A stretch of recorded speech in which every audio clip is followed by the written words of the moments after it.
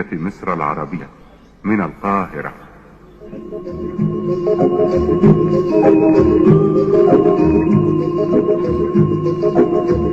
من حديقة الشعر والكلمات أقدم لكم قطرات الندى، لمحة شاعرة نقدمها لكم كل صباح. يا صباح القمر والجمال، عاملين ايه؟ وحشتوني جدا جدا. اخباركم ايه؟ يا رب تكونوا بخير وكويسين. شربنا بقى الشاي بالحليب كده، وكمان شربت القهوة عشان افوق. تعالوا بقى نشوف الفطار كان ايه النهارده. جبت كده خلية تسموها بقى خلية النحل، تسموها الخلية الطرية. هي ترند كده طالعة من فترة قريبة في اتوال، طبعا دي حاجة قديمة طبعا، بس هي طالعة ترند اليومين دول. فجبتها بقى عشان نشوفها مع بعض ونجربها واقول لكم تجربتي معاها حلوة ولا لأ. اهي اسمها الخلية طرية. لقيت بقى الناس وانا كنت في اتوال، لقيت بقى عمالين يسحبوا منها، فقلت اما اجيبها كده اجربها. كان في منها بيستاشيو، كان في منها كراميل، كان في منها سادة، كان في منها نوتيلا. اتقل واحدة فيهم هي النوتيلا تقيلة جدا ودسمة جدا. هي دسمة شوية بس برضو يعني ايه، محشية كده حشوة، تقريبا جبنة او حاجة زي كده. انا جبت بقى ام كراميل كده، تقريبا هي 100 120. البيستاشيو بتبقى اغلى شوية طبعا عشان البيستاشيو غالي. هي كانت تجربة حلوة ولذيذة، بس يعني ما بهرتنيش خالص. يعني حسيت عادية، مش حسيتها فيها جديد او فيها. هي مسكرة شوية. انا جبت الصغيرة، هي الصغيرة ب100 120 حاجة كده يعني. في بقى الاكبر ب200 وحاجة للعائلات طبعا الكبيرة. بس كانت تجربة يعني لطيفة. بس ممكن تاكلي قطعة، يعني خلية واحدة، ما تقدريش بقى تاكلي تاني وتالت ورابع. لا، مش اللي هي الخفيفة اللي تاكلي منها متشبعيش، لا يعني تاكلي قطعة خلاص تحسي انت شبعتي. روتيننا بقى النهاردة روتين رايق كده وخفيف ولذيذ، وهيسهل عليكم لو حابين تاكلوا اكل من بره هتوفروا كتير جدا.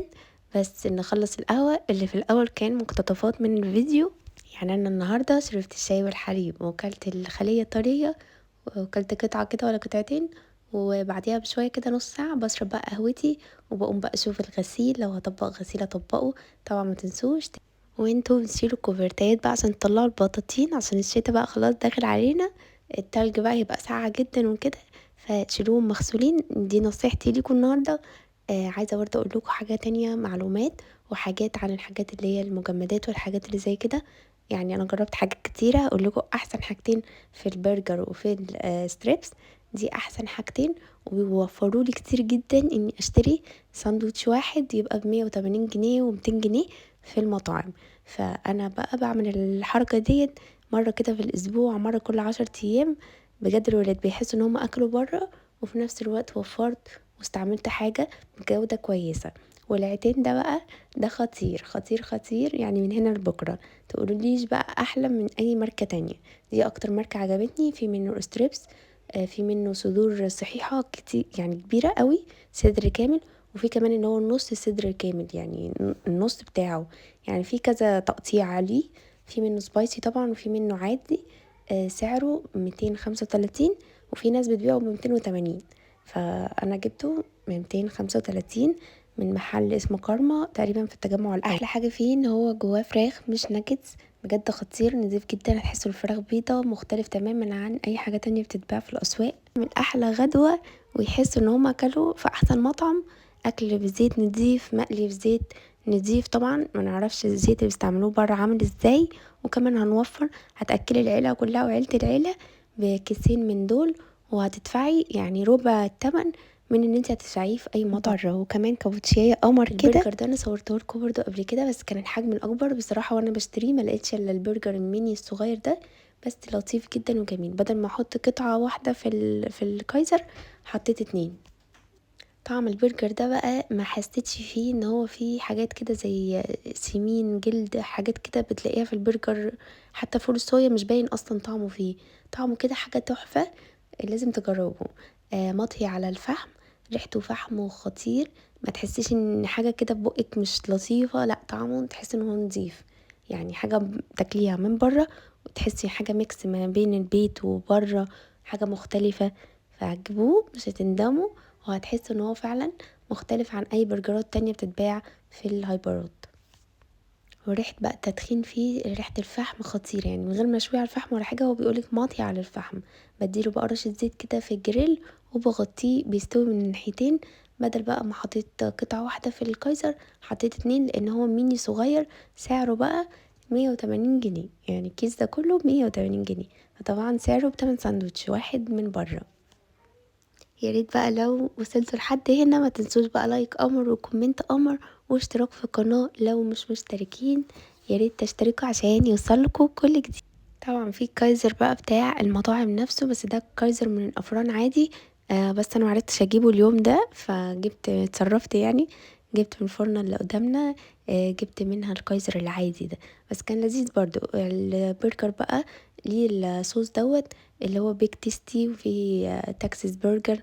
ليه كذا اسم يعني، بجد خطير، بيدي تيست حلو قوي للبرجر، وهو اصلا مخصص للبرجر. المايونيز بقى ده مايونيز ساندوتش، بيبقى اخف شويه، ما بيبقاش تقيل جدا زي بتاع السلطات والحاجات دي.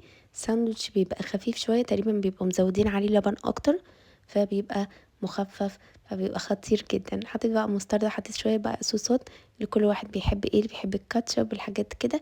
عايزين برضو تحطوا خيار مخلل، تنقلوا الساندوتش في حته تانية من غير بقى ما احط له فحم ولا شويه على فحم ولا حاجة. هو طعمه والتدخين باين جدا فيه.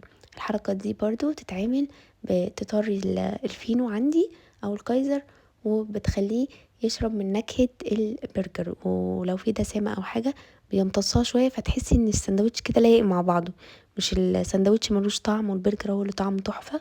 لا، الحركة دي اعملوها، ولو عندكم غطا كمان يا ريت تغطوا على البرجر والكايزر وتسيبوهم دقيقتين 3، هتحسوا فعلا باختلاف في الساندوتش. ما تنسوش بقى سهرتكم بالليل، دلعوا نفسيكم بأبسط تكاليف بأقل حاجة. دلعوا نفسيكم بقى يوم السبت، يوم الجمعة، يوم الخميس، زي ما بتحبوا. هاتوا مسلسل كده أو فيلم بتحبوه، شوية تسالي من البيت، ترمس، فشار، لب، شوية شوكولاتات، حاجات. يعني مش لازم الحاجات دي تتعمل في الأعياد بس، لأ لازم تجددوا كده كل أسبوع. اعملوا الحركة دي بجد هتفرق جدا معاكم ومع نفسيتكم، عشان تقدروا نستقبل كده الأسبوع الجديد بطاقة ونشاط ونحس باختلاف. في الويك اند لازم تعملوا كده، أي حاجة عندكم اعملوها، شوية عصير، شوية ليمون، شوية سحلب، أي حاجة أي حاجة يعني. دلعوا نفسيكم على قد ما تقدروا، لازم تفصلوا عشان ترجعوا تاني بطاقة ونشاط وحيوية.